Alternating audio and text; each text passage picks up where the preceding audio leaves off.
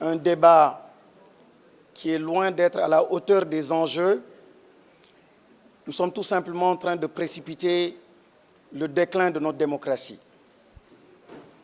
Ma conviction profonde, c'est que notre démocratie n'est pas malade de la pléthore de partis politiques, n'est pas malade de la pléthore de candidats ou de candidatures. Elle est plutôt malade, elle souffre beaucoup du comportement répréhensible de beaucoup d'acteurs politiques qui, pour se maintenir au pouvoir ou pour conquérir un pouvoir, vont fouler aux pieds certaines règles élémentaires, certaines exigences élémentaires de démocratie, de transparence et d'éthique. Mon peuple a mal ailleurs. Son mal ne se situe pas à ce niveau. La démocratie a mal ailleurs. Son mal ne se situe pas à ce niveau, Monsieur le ministre.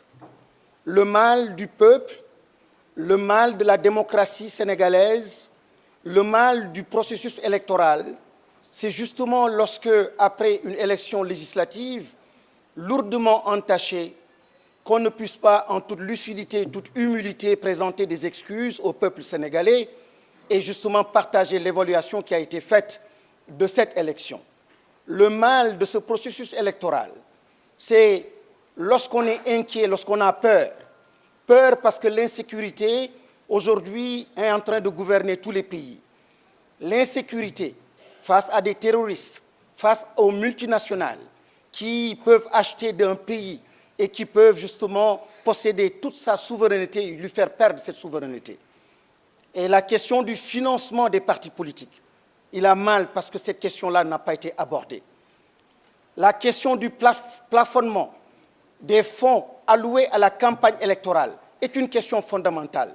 Le peuple a très mal lorsqu'il y a l'achat de conscience, lorsque, avec des moulins, avec des ballons, avec le financement, par exemple l'entrepreneuriat rapide, on est en mesure justement d'introduire des distorsions extraordinaires et à la fin qu'on n'ait pas une qualité du processus électoral. Il s'agit de mettre l'accent sur la qualité du processus électoral.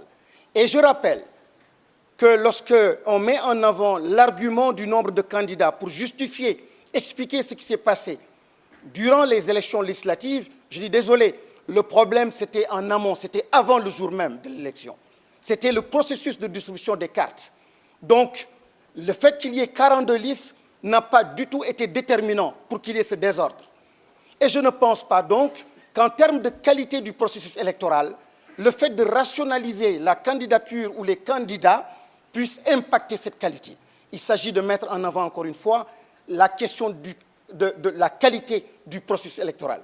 Que le Sénégalais puisse librement voter, qu'il n'y ait aucune distorsion, que l'argent ne puisse pas avoir une influence sur son vote. Il s'agit essentiellement de cela. Et j'insiste fondamentalement sur la question du financement des partis politiques.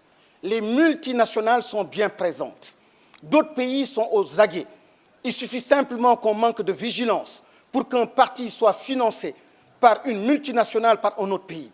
Or, mettre en avant cette question du processus électoral, parler de modification du code électoral et oublier, occulter ces dimensions essentielles, je pense que